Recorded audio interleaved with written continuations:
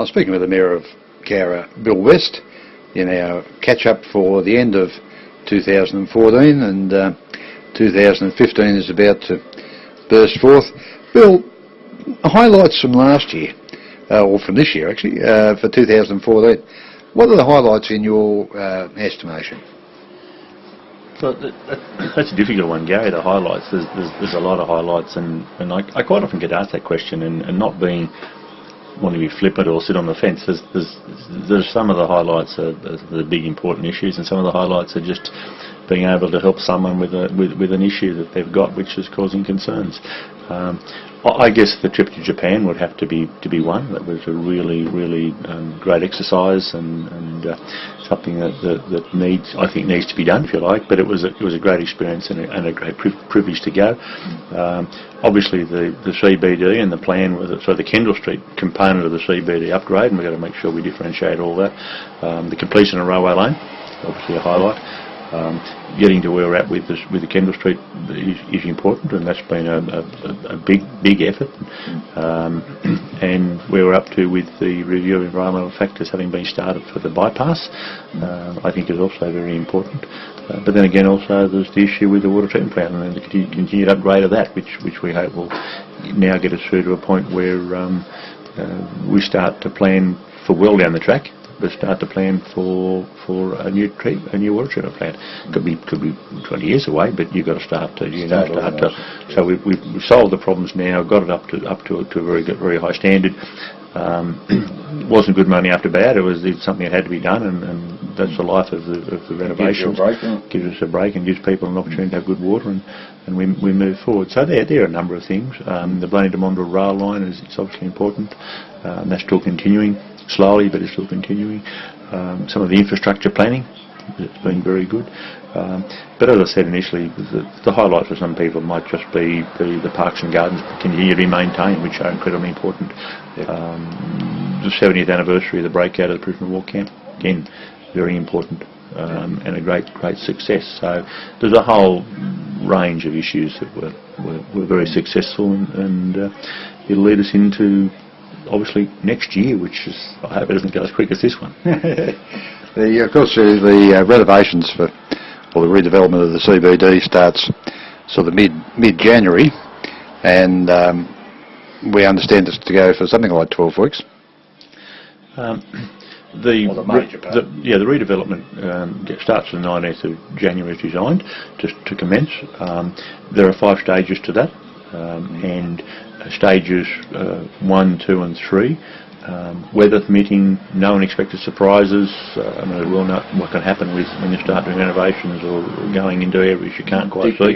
Dig a hole, anything can crop up. But on what we know, the staff are fairly confident that we can do it around that 12 weeks, as I say, barring those other issues. And that's for stages 1, 2 and 3. That's the 12-week period that the detour will be in use for. And that's the Bow Street detour down past the school. The final 2 stages will be done under what's called traffic control conditions, which means that half the road or a section of the road will be closed off and people will be directing traffic, taking turns.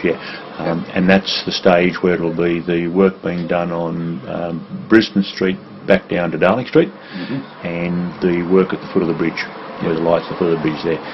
They're stages 4 and 5, or 5 and 4, whichever way you look at it.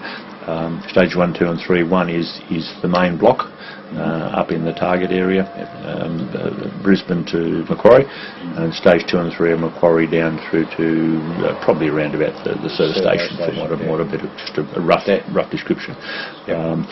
So that's the anticipated time frame.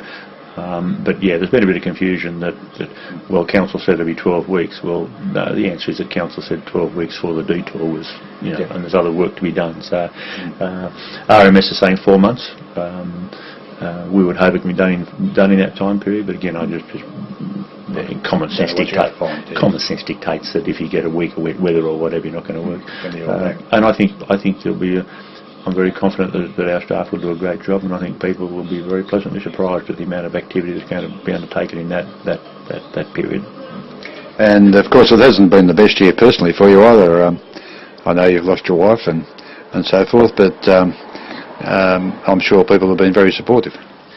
Yeah, Gary, it was a tough period of time, and I guess that these things come up in life. We've got to deal with them. Life's a journey, and you got to deal with it. But yeah, no, I've been just absolutely overwhelmed, to be quite frank, and I wouldn't use the word embarrassed, but very grateful to the support I've received from all quarters, and some wonderful support from various sources.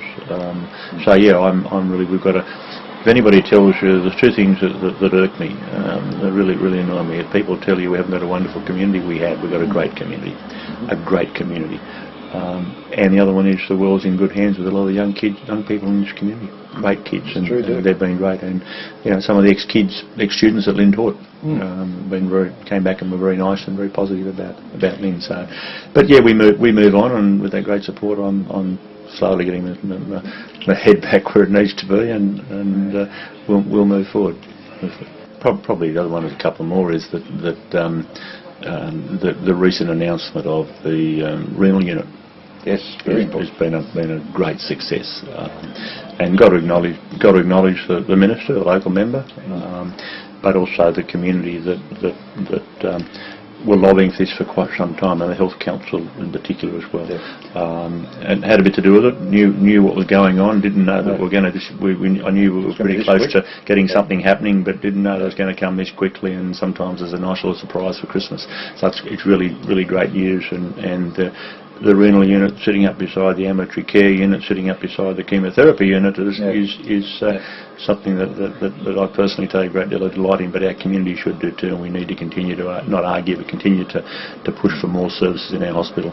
The other thing that came up too at the same time as the opening of the announcement of the renal unit was the instigation of the integrated care workforce to try and integrate all the care so that we haven't got lots of services, not so much competing against each other, but not knowing what the other is doing. So as that takes off, people will get a holistic approach to their health, which will be somewhat better.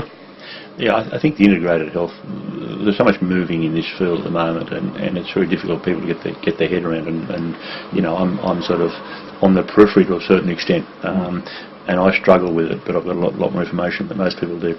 But what's been established between the relationship between the health and the doctors and their practice is really great, and it's something that our community will greatly benefit from. And I think we've got to acknowledge both the health district, the local hospital, the health district, but also our local GPs and the local practice for going down this path.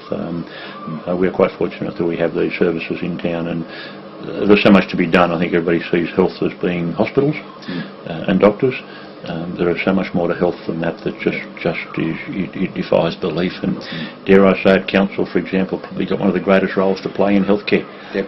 Water, safe water, sewer, waste, open spaces, sporting fields, recreational areas, libraries, civic centre for entertainment. WHS. All those areas of the physical and mental health and well-being of our community are just so damn important. Yeah, it's a great step, and the more we work collaboratively and break down any silos that are out there, dare I suggest there be silos, particularly in some of the state government bureaucracies, but the more we break down the silos, the better. Okay, well, we'll catch up with you next year, and hopefully it's as productive as this year.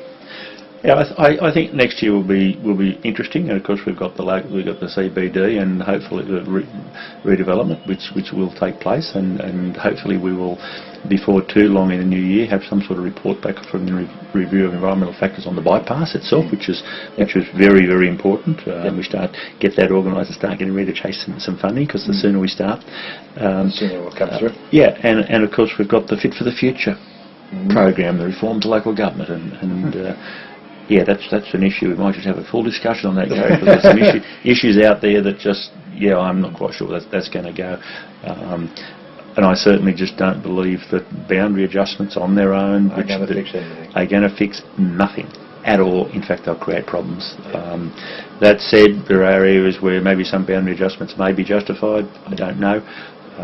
But the Joint Regional Organisation of Councils, which Centroc has got a trial for, and there's a new chair of Centroc, of course, I'm going to try and get all over that one. But so it's going to be a very fascinating, interesting space. But the real issue is that local government stays true to local government, and we keep the local in local government.